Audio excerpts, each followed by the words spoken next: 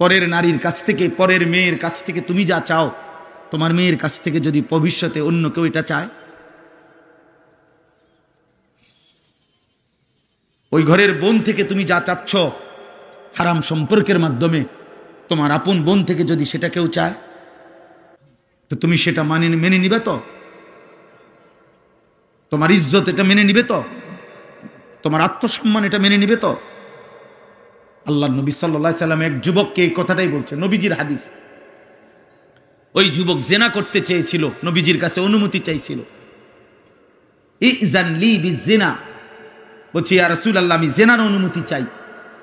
আল্লাহ নবী সাল্লাল্লাহু আলাইহি সাল্লাম তাকে 5টা প্রশ্ন করছে ওই যুবককে। এই কিতাব আমার গাড়িতেও আছে, আরবি কিতাব। ওই যুবককে নবী বললেন, আমি তোমার কাছে জানতে চাই, আফা তুহিব্বুহু লি উম্মিক ওয়া ইবনাতিক ওয়া উখতিক ওয়া আম্মাতিক ওয়া খালাতিক। আমি সংক্ষেপে বললাম। নবীজি বললেন, যুবক তুমি কি চাও তোমার মায়ের সাথে কেউ জিনা করুক?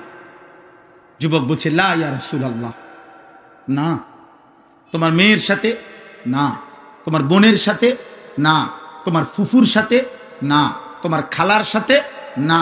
আল্লাহর নবী বললেন, ওয়ালান নাসু লা ইউহিব্বুনাহু লিউম্মাহাতিহিম ওয়া বানাতিহিম ওয়া আখাওয়াতিহিম ওয়া আম্মাতিহিম ওয়া খালাতিহিম। তাহলে যুবক মনে রেখো, কোনো মানুষও চায় না তার মায়ের সাথে কেউ জিনা করুক, তার মেয়ের সাথে কেউ জিনা করুক, তার বোনের সাথে কেউ জিনা করুক, তার ফুফুর সাথে কেউ জিনা করুক, তার খালার সাথে জিনা করুক।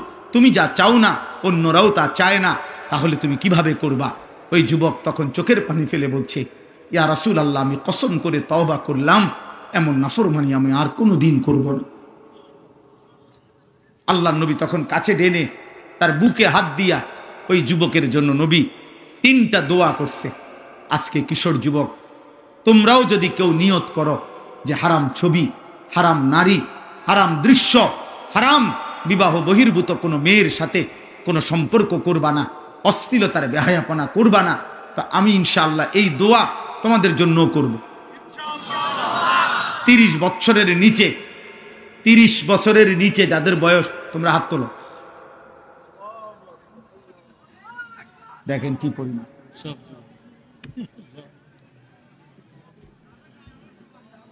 আয় করিম,